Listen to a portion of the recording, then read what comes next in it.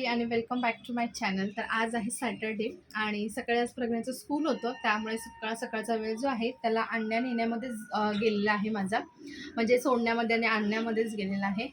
आणि आज बघूया संध्याकाळी ॲक्च्युली प्रभादेवीची जत्रा जी आहे ना, तर दरवर्षी मी तिकडे व्हिजिट करते। तर यावर्षीही विचार केला, म्हटलं आजच जाऊया, कारण कालपासूनच जत्रा चालू झाली आहे। पण नेक्स्ट वीकमध्ये असं आहे की प्रज्ञाचं स्कूल आहे आणि त्याचे एक्झामसुद्धा स्टार्ट होईल, तर मे बी आम्हाला तिथे जाता येणार नाही। त्यामुळे म्हटलं आज विचार केला की आजच जाऊन येऊया, कारण तसं पण सॅटरडे आहे आणि असं काही खास असं कामही नाही आहे आज काय, म्हणजे नॉर्मल घरातली जी कामं आहेत तेवढीच आहेत। तर विचार केला जाऊन येते म्हणून।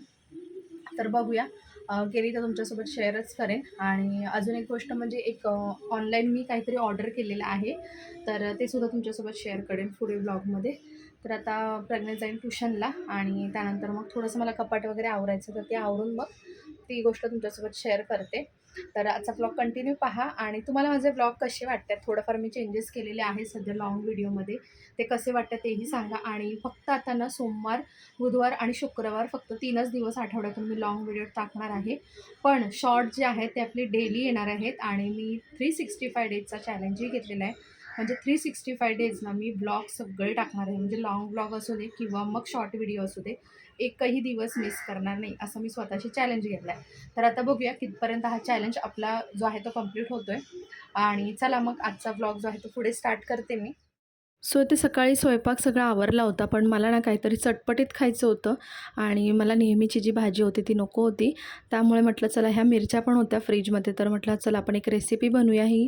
आणि ही रेसिपी ना मी यूट्यूबवरतीच बघितली होती, अशी रँडमली स्क्रोल करताना ना मला ही रेसिपी दिसली होती आणि तशाच प्रकारच्या मिरच्या माझ्याकडे होत्या, त्यामुळे म्हटलं चला ट्राय करून बघूया कशी होते ती। तर सगळ्यात आधी काय केलं, ह्या मिरच्या ना मी कट करून घेतला वॉश करून, आणि त्यानंतर थोडंसं तेल टाकून, म्हणजे थोडं नेहमीपेक्षा थोडं जास्त टाकायचं तेल, आणि त्याच्यात ह्या मिरच्या ज्या आहेत ना छान परतून घ्यायच्या, म्हणजे थोड्या मऊसर होईपर्यंत ना एकदम भाजून घ्यायच्या। आणि त्यानंतर मग जे काही ड्राय मसाले असतात ना तर ते टाकायचे, म्हणजे जसं की शेंगदाण्याचा कूट, धने जिरे पूड, त्यानंतर बडीशेप पूड थोडीशी, आणि मीठ टाकायचं, थोडीशी हळद हलकीशी, आणि लाल तिखट असेल तर काश्मीरी तिखट जे असतं ना ते थोडंसं टाकायचं, असं सगळं करून मिक्स करून घ्यायचं। आणि लास्टला मग ना लिंबूचा रस जो आहे तो पिळायचा यामध्ये सगळं शिजून झाल्यानंतर, आणि झाकण ठेवून ना हे चांगलं मऊसूद होऊन द्यायचं, तरच हे छान लागतं। आणि मी तशाच प्रकारे ना इथे मिरच्या वगैरे भाजायला घेतला, सगळं केलं, आणि इथे मी एक शहाणपणा केला, म्हणजे मी स्वतःचं डोकं चालवलं। मला असं वाटतं कधी कधी ना आपण स्वतःचं डोकं चालवलं ना तर कधी कधी गोष्ट बिघडतातसुद्धा, तर माझ्यासुद्धा सोबत असंच झालं। म्हणजे ही रेसिपी ना अगदी परफेक्ट होती, सगळं परफेक्ट होतं।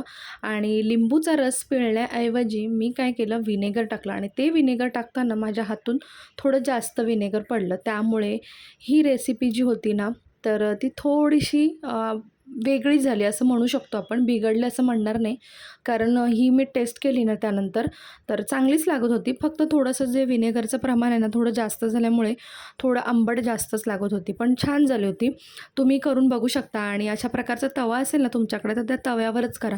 हा माझा बिडाचा तवा ना खरंच खूप छान आहे, याच्यावरती सगळ्या सुक्या भाज्या मस्त होतात, एक नंबर होतात, मी तुम्हाला सांगेन। तुमच्याकडे पण जर बिडाचा तवा असेल ना तर तुम्ही भाज्या ज्या आहेत ना या तव्यावर करण्याचा प्रयत्न करा, बघा नक्कीच तुम्हालाही आवडतील। तर इथे मस्त असं भात, कढी, आणि त्यासोबत हे मिरचीची जी भाजी बनवली होती तर ते असं घेऊन सगळं मस्त एन्जॉय केलं। संध्याकाळी ते आवरून मग आम्ही निघालो जायला जत्रेला, आणि संध्याकाळी म्हणजे 7 वाजले होते, आणि हे आम्हाला डायरेक्ट तिथेच भेटणार होते।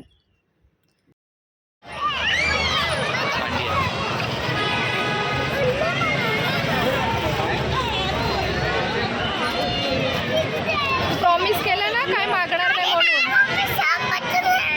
सगळे बच्चू खेळत आहेत, सगळे बच्चू खेळत आहेत, पण तुम्हाला प्रॉमिस केलं ना काय मागणार नाही, प्रॉमिस केलेलं काय मागणार नाही। आपण जरा लास्टला जाऊया ह्याला, सगळे काय करतायत, तुला नको आहे ना काय, तू पण प्रॉमिस केलं ना, मी कुठला प्रॉमिस केला, बाबू तू पण प्रॉमिस केलं, लोलोला मी घरून निघायच्या आधीच समजवलं होतं की तिकडे गेल्यावर जास्त काही मागायचं नाही. पण त्याचं इथे आल्यावर असं झालं की "मम्मी मी असं प्रॉमिस केलंच नाही. मला पाहिजे" वगैरे सगळं रडारड चालू झाली. तर मुलांचं असं होतं अशा ठिकाणी आल्यानंतर. तर सगळ्यात आधी आम्ही म्हटलं चला देवीची ओटी भरून घेऊया. खूप वर्षापासून ही जत्रा इथे भरते. म्हणजे 300 वर्षापूर्वीपासून ही जत्रा जी आहे ना, जवळ भरते. म्हणजे मी अगदी लहान होती ना, बालवाडीत वगैरे तेव्हापासून या जत्रेत येते.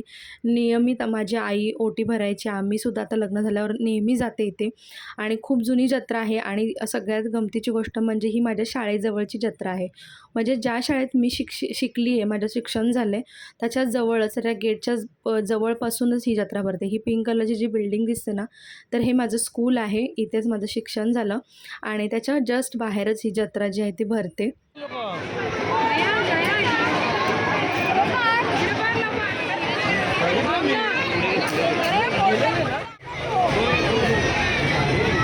घाबरणार आहे. हा घाबरणार आहे. मुलं काही ते गेल्यावर ऐकत नाही. आपण त्यांना कितीही समजवलं तरीसुद्धा ते हट्ट करतात. सो त्यांना थोडीफार खेळणी वगैरे घेऊन दिली प्रज्ञेला आणि लोलोला दोघांनाही. आणि लोलो ह्या विमानात बसला होता बघा आणि आम्हाला वाटत होतं तो खरंच खूप घाबरेल वगैरे, पण तसं काहीच झालं नाही. त्याने खूप जास्त ती राईड जी आहे ती एन्जॉय केली आणि अजून त्याला बऱ्याच राईडमध्ये बसायचं होतं. पण शनिवार असल्यामुळे खूप जास्त प्रमाणात इथे गर्दी होती. हेलिकॉप्टर. मुलांचं घेऊन झाल्यानंतर मग आम्ही जायला निघालो घरी आणि गर्दीचं प्रमाणही खूप जास्त वाढत होतं आणि इथे निघताना आम्हाला हे दादा दिसले जे मॅजिक दाखवत होते मुलांना आणि मुलं अगदी नजर देऊन पाहत होते. तर असा होता आजचा आमचा जत्रेचा दिवस. तुम्हाला आजचा व्लॉग कसा वाटला मला कॉमेंट सेक्शनमध्ये नक्की सांगा. घरी यायला आम्हाला जवळजवळ 11 वाजले होते. पुन्हा भेटू चला एक छानशा व्हिडिओसहित. तोपर्यंत बाय बाय.